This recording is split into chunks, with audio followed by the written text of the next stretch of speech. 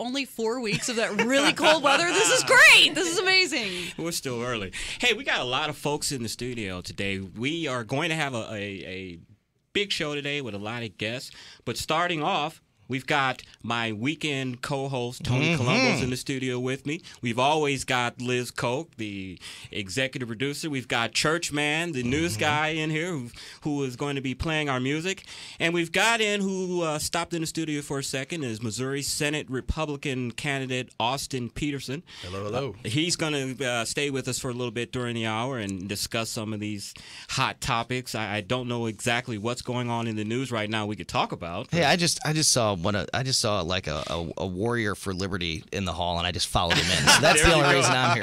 There you go. Right. You don't see Ladder Boy running around here. I know one of the things, and Austin, you've probably been asked a lot about this since it's come out. The governor had an extramarital affair, and this has been all throughout the news. What's your opinion on this? A lot of people are calling for his resignation. What's your views on this? Well, it sounds like we need to let due process be paid to the governor. I mean, everybody is innocent until they're proven guilty. There are some serious allegations, but the real thing is that when you're talking about somebody's personal lives, I'm completely uninterested in people's personal relationships. And the First Lady came out and said that they want privacy, and I'm more than happy to grant them that. Frankly, I hate having to talk about this stuff. I hated having to talk about Roy Moore. I'm trying to talk about taxes, spending, immigration, the things that matter to Missouri. Claire McCaskill really wants me to talk about Eric Greitens, but I really want to talk about the things that are going to help Missouri. And frankly, if the governor committed a crime, well, there should be the due process for that. If he didn't, then back off. You know, and I'm not trying to make light of the situation because infidelity and adultery and all of that, it's a tough time for everyone involved in this.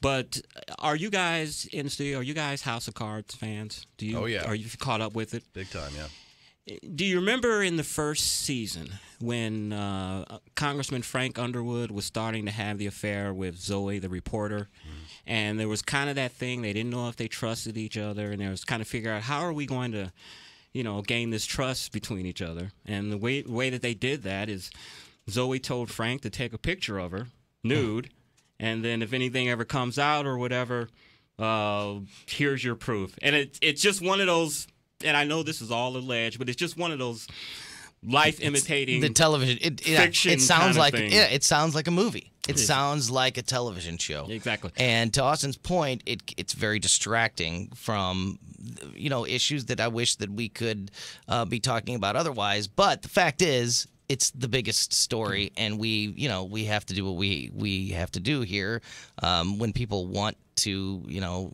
be informed about it or keep up with it.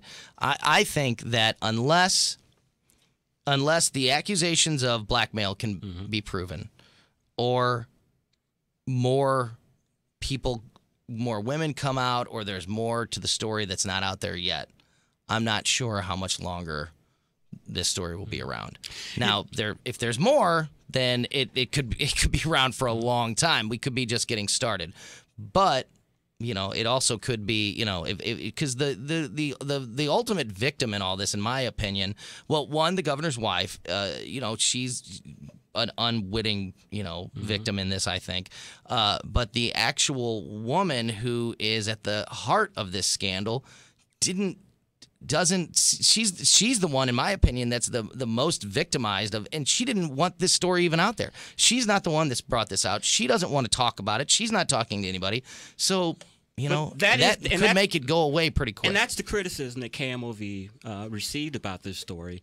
But I've heard other folks say that he is a part of this whole sordid triangle as well, and the ex-husband. Okay, yeah. And doesn't he have a right to tell his story, even though she didn't come out? But doesn't he have a right to tell his story, especially since he's saying that the governor, was campaigning as a certain type of candidate, and apparently he wasn't, and he hasn't said anything that was beyond what was on the audio tapes and the transcript. He's not embellishing or saying anything else. So, a lot of people have asked, he's kind of a jilted lover, yes, but doesn't he have a right to tell his side of the story. He does. He has a right, and we'll see how much the initially, obviously, there's a big appetite for information and people wanting to hear about and talk about this story, but I don't know how long that appetite will last if there's no more details. One thing that my biggest takeaway from this story is that the governor's image has taken another hit. And because, he's had a couple of issues, the call with Bruner a couple of years ago, the text messaging thing he went through, a few weeks ago, there's been, some cracks in the presentation of being this squeaky clean person that he has portrayed himself as. Well, we have high standards for our politicians and our public servants, and we should. But sometimes I think we have overly high or unrealistic expectations of the behavior of our public servants, as if this hasn't been going on since FDR's wife had a lesbian relationship during their marriage. Shocker, like history. Did you know that? I didn't. You just informed history. everybody. I did not know that. Take a look take a look at your history. I mean, the founding fathers said some really spicy things about courtship as well. But America is a very Puritan nation. I mean, the Democrats are conservatives compared to the Social Democrats of Europe. I mean, goodness gracious, we have a very high standard that we set. But sometimes I think we engage in hero worship, and we think that that these people are somehow immune from the same temptations and problems that we all face in our own regular lives. We're going to let Michael key in here for a minute. He says that the hairdresser is not a victim. Hello? Michael, go ahead. Yeah. How can you say that the hairdresser is a victim? She knowingly, willingly got involved with a married guy. So there's no victimization here, period.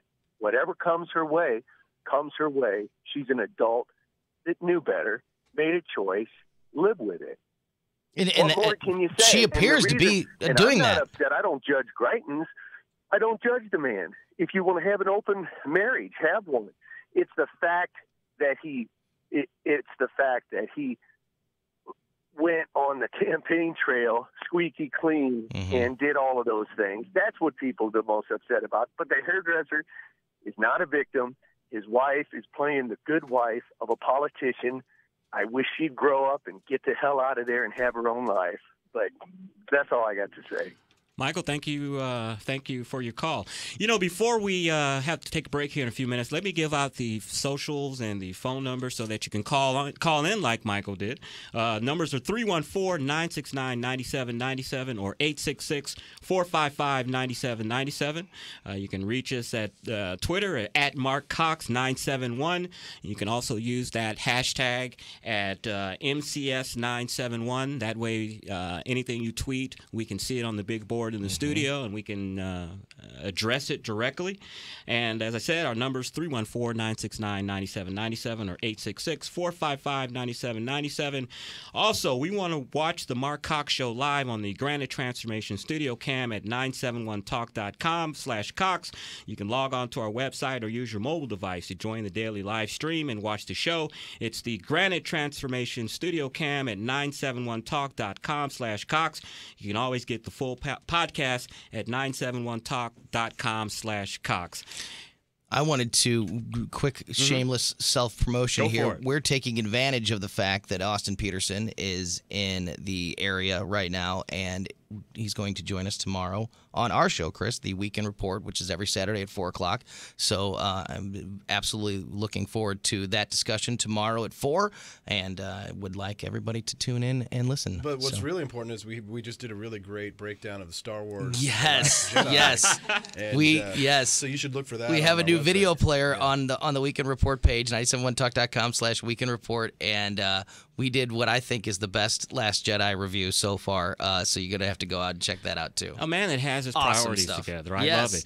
Austin, I don't know how long you can stay. I'd really love for you to stay this hour. You're saving me from fundraising. I know. calls. But the reason why, one of our guests in the end of the hour is going to be Yaron Brook, Oh, yeah. who is the president of the Ayn Rand Institute. Yeah, one of the most brilliant minds we have. Very brilliant mind, and I'm looking forward to talking to him. And a lot of people confuse the objectivism philosophy with libertarian philosophy. They're very, very similar.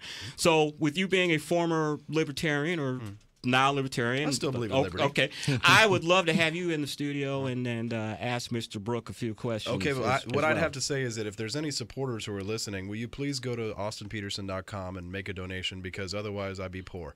Because usually I'd be sitting at home. Somebody tweeted at me today. They were like, Austin, you need to get off Twitter and you need to be doing door knocking and fundraising. First of all, it's 7 degrees outside. Exactly. And second of all, when you don't see me tweeting, I'm on the phone in my jammies making calls all day long trying to raise the money I need to fire Claire. So I hope that some of your listeners will support us on the website. And also, too, Bitcoin. Yeah. Oh, yeah. AustinPetersen.com/Bitcoin. If you're a Bitcoin millionaire, you are not going to have a better ally in the U.S. Senate fighting for your crypto freedom. We've got the U.S.'s largest record for the biggest Bitcoin donation in U.S. history. I'm a big believer in this type of a money, which I think is a great way for us to get away from the Federal Reserve System that devalues our currency, destroys our savings, and incentivizes people to go into debt. I'd like to see us on a Bitcoin standard maybe one day, but let's talk about that sometime. And that's Austin Petersen. And before